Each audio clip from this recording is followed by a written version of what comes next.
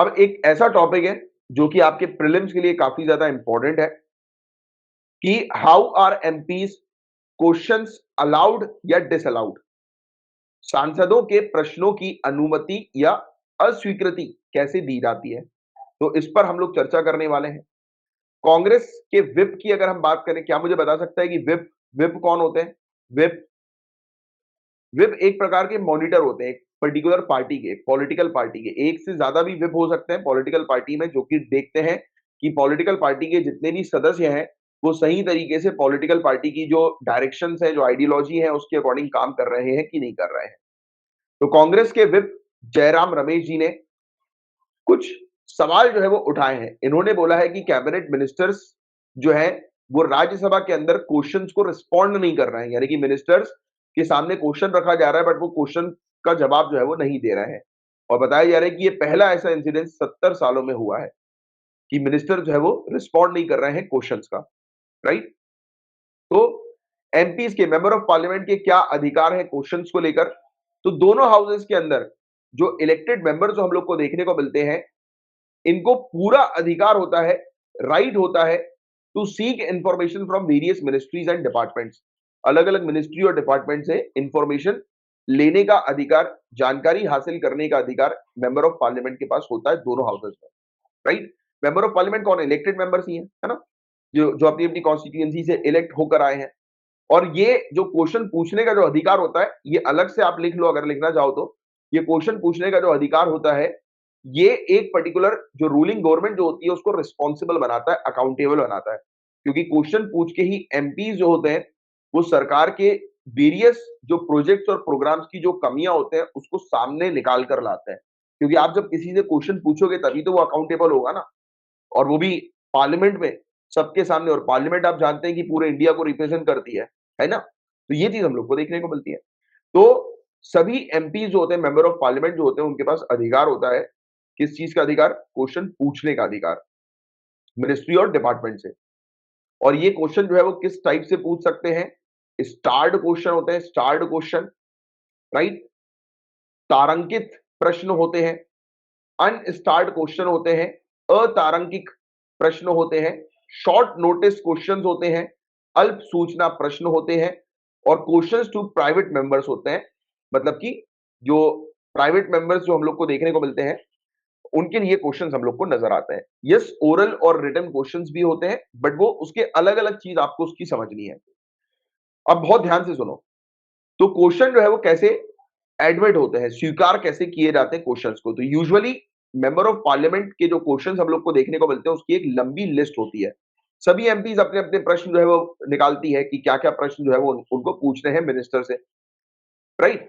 तो सभी एमपी अपनी लिस्ट जो है वो तैयार करते हैं, और ये जो पूरी लिस्ट जो होती है वो रिग्रेस प्रोसेस से होकर गुजरती है, क्लियरेंस के, कि किन क्वेश्चन को शामिल करना है, किन को नहीं शामिल करना है। तो एक पूरी उसकी प्रॉपर प्रोसेस होती है। और जो एडमिसिबिलिटी है क्वेश्चन की, यानी कि जो स्वीकार किया जाता है क्वेश्चंस को, ऐड किया जाता है पूछने के लिए क्वेश्चंस को, तो उसे रूल 47 टू 50 जो राज्यसभा का है, तो उसके तहत गवर्न किया जाता है। और rule of procedure and conduct of business जो काउंसिल ऑफ स्टेट्स का है, राज्यसभा का है, तो उसके तहत इसको गवर्न किया जाता है कि कौन से क्वेश्चन को शामिल करना है, कौन से को नहीं करना है। तो एक बार जो क्वेश्चन जो है वो फुलफिल कर लेता है पूरी एडमिसिबिलिटी की कंडीशन को, फिर होता क्या है कि सेक्रेटेरिएट जो है वो उस पर्टिकुलर मिनिस्ट्री के पास भेजती है उस क्वेश्चन को। और एक बार जैसे ही मिनिस्ट्री उस क्वेश्चन के जितने भी फैक्ट्स हैं उसको चेक कर लेती है, राइट, पूरे के पूरे की ये प्रॉपर तरीके से लॉ एंड ऑर्डर के थ्रू जो है या रूल्स एंड रेगुलेशंस के थ्रू ये क्वेश्चन आया कि नहीं आया, कोई ऐसी चीज तो नहीं है इस क्वेश्चन में जो कि रूल्स एंड रेगुलेशंस का उल्लंघन कर रही है। तो ये पूरी चीज फिर से जब मिनिस्ट्री जो है वो एग्जामिन करती है, चेक करती है, उस पर जांच करती है, तो उसके बाद फिर फाइनल लिस्ट हम लोग को क्वेश्चंस की देखने को मिलती है जो मिनिस्टर तक पहुंचती है। तो देखिए कितनी रिगरस प्रोसेस है कि अगर किसी मिनिस्टर से आपको क्वेश्चन पूछना है, या इवन नॉन मिनिस्टर से भी, यानी कि प्राइवेट मेंबर से भी अगर आपको क्वेश्चन जो है वो पूछना है, तो आप पूछ सकते हो। बट उस क्वेश्चन को मिनिस्टर या नॉन मिनिस्टर तक पहुंचाने के लिए एक रिगरस प्रोसेस से होकर गुजरना पड़ता है। यहां तक बात क्लियर? अब हम समझते हैं कि स्टार्ड, अनस्टार्ड और दूसरी कैटेगरी जो क्वेश्चंस की होती है वो कौन सी होती है। तो पहला स्टार्ड क्वेश्चन। तो स्टार्ट क्वेश्चन में मांग ये होती है कि मिनिस्टर ओरली आंसर दे, यानी कि मौखिक उत्तर जो है वो दे मिनिस्टर, राइट? मौखिक उत्तर। तो स्टार्ट क्वेश्चन में मौखिक उत्तर हम लोग को देखने को मिलता है। और ये वाले जो क्वेश्चन होते हैं वो एटरिस्क के साथ आते हैं। आपने स्टार मार्क जो है वो देखा होगा, एक स्टार मार्क हम लोग को देखने को मिलता है। जैसे कि हम लोग को मोबाइल फोन में भी स्टार बटन जो है वो नजर आता है, तो वही वाला बटन की मैं बात कर रहा हूँ, वही वाले मार्क की मैं बात कर रहा हूँ। तो ऐसे ऐसे क्वेश्चन के सामने स्टार जो है वो लगा रहता है। और आंसर जो होते हैं, जब सामने वाले मिनिस्टर से जब क्वेश्चन पूछा जाता है और फिर जब वो उसका आंसर देते हैं ओरली, तो मेंबर जो है यानी कि मेंबर ऑफ पार्लियामेंट ये सप्लीमेंट्री क्वेश्चंस भी पूछ सकते हैं, यानी कि दूसरे क्वेश्चंस भी जो है वो इसी क्वेश्चन से रिलेटेड पूछ सकते हैं, राइट? हाउस के अंदर। तो ये चीज हम लोग को देखने को मिलती है इस प्रकार से।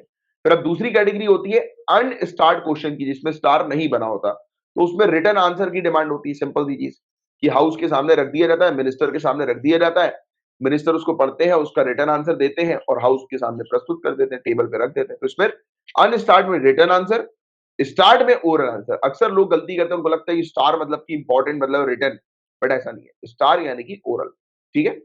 फिर शॉर्ट नोटिस क्वेश्चन की अगर हम बात करें, तो ये ऐसे क्वेश्चन होते हैं जो कि अर्जेंट मैटर होते हैं, पब्लिक इंपॉर्टेंस के। अर्जेंट मैटर, बहुत ही इंपॉर्टेंट, बहुत ही जरूरी मामले, सार्वजनिक महत्व के, पब्लिक इंपॉर्टेंस के। और ओरल आंसर जो है वो इसमें मांगा जाता है और इसमें कम से कम 10 दिन का नोटिस जो है वो दिया जाता है। 10 डेज से कम का नोटिस जो है वो निर्धारित किया जाता है कि इस क्वेश्चन को देने के लिए, राइट? तो ये चीज हम लोग को देखने को मिलती है।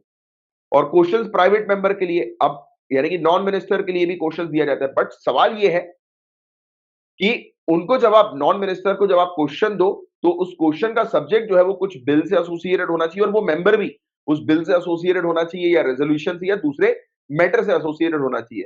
तो अगर आप प्राइवेट मेंबर को दे रहे हो तो प्राइवेट मेंबर का एसोसिएशन भी होना चाहिए। ऐसा नहीं कि आप प्राइवेट मेंबर से कुछ भी जो है वो सवाल पूछ रहे हो अननेसेसरली, ऐसा नहीं है।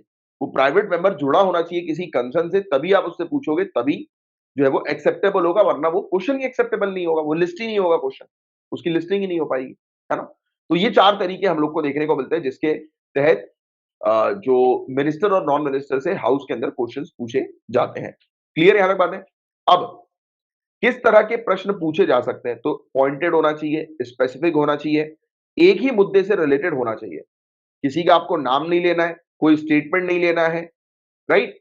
कोई ऐसा क्वेश्चन नहीं बोलना है आपको जो फालतू का है, बेजबरन का क्वेश्चन है, जिसके अंदर आर्ग्यूमेंट हो, राइट? तो ऐसी चीज नहीं बोलनी है आपको। बिल्कुल स्ट्रेट फॉरवर्ड चीजें जो है वो पूछनी है। तो ये चीज हम लोग को इसके अंदर देखने को मिलती है। और लोकसभा के अंदर कौन से क्वेश्चन एडमिट नहीं किए जाते कि जो ऑलरेडी आप पूछ चुके हो, फिर से आप दोबारा से नहीं पूछ सकते, जिसका आंसर ऑलरेडी दिया जा चुका है।